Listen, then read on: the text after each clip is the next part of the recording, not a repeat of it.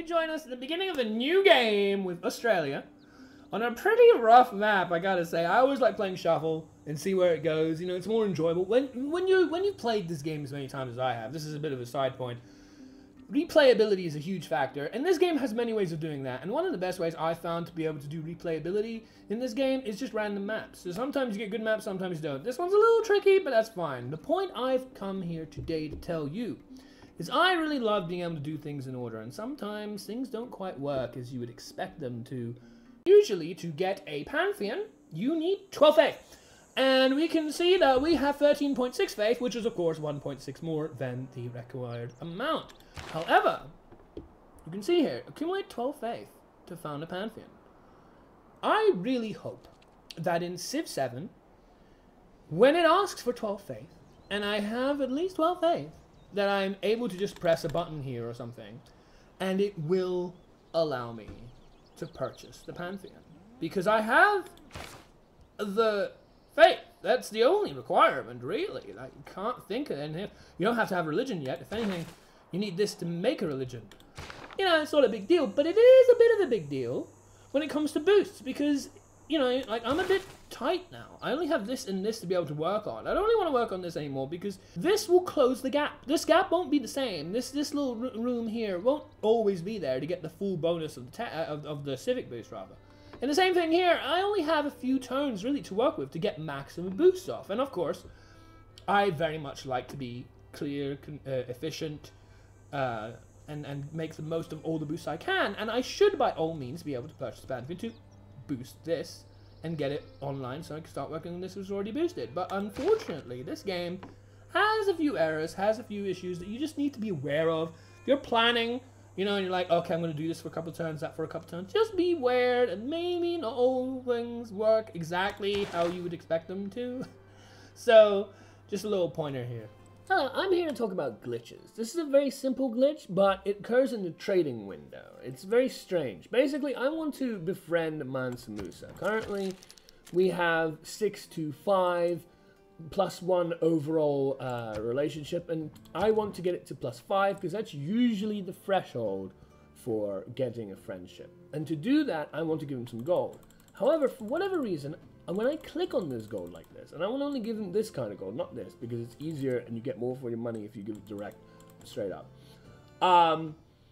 This won't work, and it's like, why is that? I don't know what's happening. If you have this kind of problem, if you run into this, it's a very simple solution. All you have to do is ask for one of these. Then it will ask you here, never mind, or what would it take? Now, it's put gold into your side of the trade. So from here, you can just increase it as well. You can use the arrow. You can put in, say, 50 straight up instead of having to click that 30 odd times. And then give this. This way, I'll be able to have a total of 11 to the 5, which as you can see is in total of +6 now. And hopefully in the coming turns, he will become as friendly as our other neighbor, Alexander. So, what do we have here? Well, in a very tight enclosed space, I have 3 galleys. 3 galleys, which are way too many galleys than I normally like making in a game anyway. All stuck in 4 tiles. It looks really silly, doesn't it? Now, you might wonder, how the hell did this come about? Well, maybe the clue is the spearman. That's right, I used an apostle to get rid of a barbarian camp, which would sit right on this tile. And obviously, with that, there were 3 galleys on these 3 tiles, and so on. And the glitch, or at least the inconvenience that you have to kind of be mindful of, revolves around, what do I do with these galleys? What the hell are these galleys doing for? If we have a look at our units, I believe, we have a look at our unit expenses, you can see that each galley costs -1. Which is, you know, unfortunate. I only have 55 coming in anyway. And 1 is not too small to ignore. Especially when it's 3 of them. How the hell do I make use of these? I can't exactly go fight anything. There aren't anything to fight. I can't move. These tiles, by the way, these frozen tiles, cannot be changed. They will be here till the end of the game. That's how that works. So if they're not going to be of any use, can I even dispose of them? Well, if it's this unit, I can indeed delete it. Or if it's this unit, I can indeed delete the unit. But that is because in this game, for whatever reason, and this is the inconvenience, you can only delete units if they're at full health.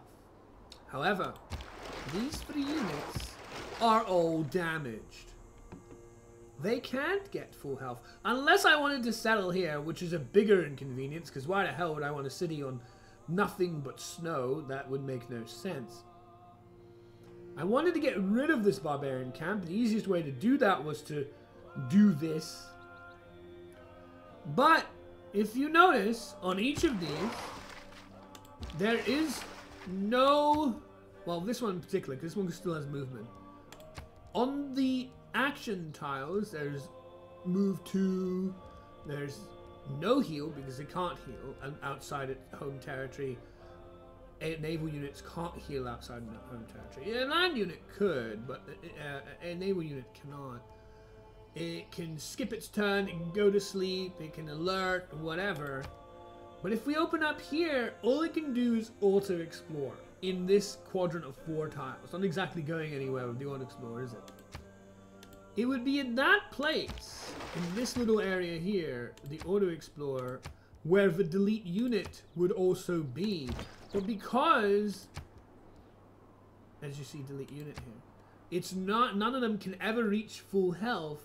I'm going to have to be stranded with these 3 units eating 3 gold a turn for the rest of the game. Unless I choose to make some kind of city here, which obviously I never would, I have to just sit these all. Well, those 2 I can't do yet. Alert this, or maybe not even alert it, but put it to sleep. And put those 2 to sleep next turn, and just forget about them. Hello and welcome as you join me in another game of Civ VI. Today I want to talk about a strange anomaly that I found. I don't know if you'd quite call it a glitch per se, but it's certainly very peculiar. So, we have a government. Our government currently is autocracy, and we have very much settled in there 4 policy cards, including Diplomatic League. What Diplomatic League gives us is a first envoy that you send to each city-state counts as 2 envoys. Okay, so great. Let's look at our envoy situation with various city-states. As you can see, we have made very good use of it. All these 4 have been benefited by that Diplomatic League. However, we also want to benefit Nazca. Now, obviously, the easy thing to do is to just put 1 in there right now and confirm. But what if you weren't particularly aware of that at the time? What if, like me, you only figured that out after you decided to change your government? I'm currently on a tech tree. I know from being the only one that we haven't found yet that this particular unresearched tech is for industrial zones. Of course, very useful. So I want to beeline there as quickly as possible. We have 2 turns for castles, but if I got the Berserk boost, that would speed it up by a turn. So why not, eh? The opportunity's there. So, if we try to change government to monarchy, you get 2 bonus points, era score, and I'll cover era score in a different video. But we haven't changed any of these cards, right? They're all still in here. So you would think they're all still active. Even if you change governments, we haven't exactly changed our policies. That's the boost that we were talking about. So now I'll try going to NASA. Isn't that strange? It didn't give us the boost. And the only reason why I can imagine it didn't give us the boost is we haven't finalized what this government will now be with the additional 2 policy cards. And that even though this policy card is in here and has been here since the beginning of the turn, it is now no longer counting, and presumably neither is anything else, until we finalize that monarchy with 2 other cards is going to be the government forward. Now, like I say, many interpretations as to whether this should be the way it is or not, because, you know, I can understand, I haven't finalized what these are, we don't know what our government is, it's a little bit of limbo, but it does seem a bit illogical that you have a situation where you've literally had this since the previous turn, and it no longer counts as long as you're in this state of flux. It's very strange. So I've added it to the glitches section. Hello, I want to discuss something which is a little bit of a graphical glitch in the game. Nothing particularly major, but just something to be on the lookout for in case it happens. And also, it's kind of sad because it's also a mark of not shame but failure, and it requires some more work. So over here we have a dam made by Aksu, or maybe Urumqi, by the enemy AI, and they managed to finish theirs before I tried to finish mine over here. And as a result, because I tried to build my dam on a tile that actually has niter, as you can see in the details, you can see the niter shown as the white clumps, but what you can't see is, of course, the niter symbol. You know, this symbol, this niter symbol, you can't actually see on this tile anymore. Which is a bit of a strange graphical glitch. But what's even more sad about it isn't just that this is my industrial zone and it won't be getting the buff now from that because it failed, but also I had stock of niter coming in, because if you have a district that's built, any district, on a tile that then later gets researched and found to contain a certain strategic resource, you will be able to access that strategic resource effectively for free. So therefore, in the coming turns, I'm going to need to get a builder so that I can come along, build a mine here, and resume covering that niter that we have now lost our supplies in. So far we've discussed parts of the game that are more of just a straight up programming error and just a little bit of folly, and is very easily correctable. And this is about how much growth a city is receiving once you particularly chop, say, a marsh or rice, in this case, bonus source. It's currently 4 in 1 and +5 surplus, so we're doing real well. Watch what happens when I press this chop button to harvest the rice resource from the plot. For whatever reason, it has this understanding that it's going to starve in 5 turns. Do not be alarmed. Don't panic! It's fine. It's all good. And it's easily solved. All you have to do is go back to this. Currently saying 5 turns starvation, which makes no sense. You can see quite clearly it has +18. By the way, each unit of population requires 2 food to survive. So it needs 10 food to survive so that it's not in starvation. And we're double that. You know, 9 is the point when it starts to starve, not 18. So if we just simply circle around here, now we get a far more accurate value. Far more accurate. I don't know what the 1.7 is about. Again, strange. Leave it alone. One more turn and it'll go up to 6. Hello. This is something I noticed that is quite silly, but it's something to look out for, because you never know what the game knows until you check something like this out. So I'm playing as Congo, and Congo are one of the rare civs that have a neighborhood specialty. And the specialty of the neighborhood is that it builds on specifically rainforest or wood tiles. I'm going to try building it here, but you'll notice that they haven't remembered to get rid of this warning, which would normally be the case. Not actually getting rid of the rainforest like it's telling you to. So if you just do this, you can see that it hasn't actually got rid of any rainforest, but it still thought you would. And you just gotta be wary. Like with this game, not everything is programmed as you would like it, or as I would like it. And some things are a bit confusing because they've forgotten to take care of every niche corner case scenario. Hello, in this part of glitches I want to discuss unit movement. Unit movement can be very strange. And yes, there are definitely some things that can be easily missed by the eye. But then there are other things that just don't seem to have any reason at all. And that's why I want to put it under glitches here. So, what am I talking about in this particular case? we have our own apostle, very nicely over here. This is not adjacent to, like, you see this place? You can't go from this tile, for instance, to either one of these directly. You'd have to go to here or here, because there's this rocky area, which is like denoting a cliff face that you can't obviously walk down. It's not like a beach. But this is clearly a beachy area, right? Should be no problem at all.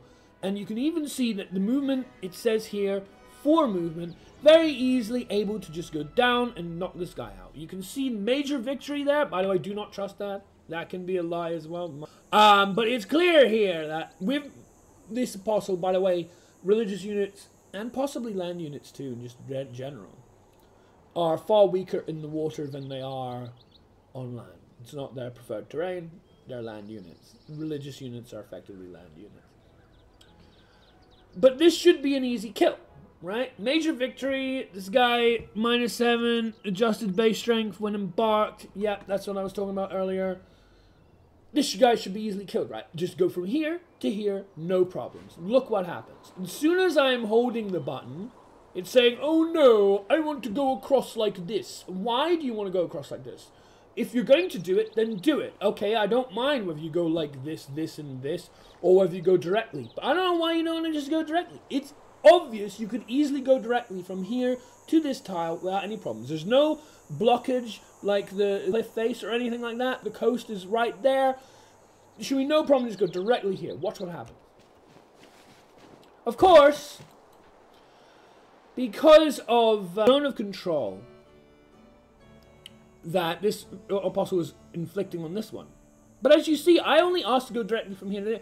And as we can see, it should be fairly clear and easy to go directly from here to this. This would be a good opportunity. My current religion is depleting. If I kill this unit, this might be boosted, as well as maybe some of the others are boosted. But this one in particular is on the downslope. I want to boost this one by killing this. This is a free kill. This should be no problem. And yet the game cannot realize that. Forces my apostle to go this way, even though I chose him to go into the water, and ends his turn without doing any attacks at all, allowing this apostle to get away because of the zone of control. Like, I really hope, no game is perfect, but I really hope a bunch of different things are fixed in Civ 7, and I'm hoping to get these videos out before then to show you exactly the kind of things that, you know, pop up in a regular game and have to be dealt with. And unfortunately, in this case, it's just a missed opportunity. It's silly. It's ridiculous that you can't just do what I asked to do, but the game says no. So there you go. Hello, you join me in the late game here as I'm about to close up yet another victory. Woo! But the point is, I want to talk about the glitches and the weird graphical glitches that actually have some functional problems attached to them. So, we are, as I say, late game. Climate change has already taken hold. We have a whole bunch of tiles that are actually flooded, yet you wouldn't know it by looking. Because this one, for instance, is submerged. It doesn't look it though, does it? So, if we click on this, one of my favorite things to do, by the way, especially towards late game, especially for any cities that might need help growing, is to build fisheries all around with Liang. Kind of similar hopping situation as Amani and city-states and Vision. But, the point is, I would love to be able to build a fishery. I've been building fisheries all over the place. I'd love to build a fishery on this tile. Let's see if we can do that. It says we can. Okay. How does that make any sense?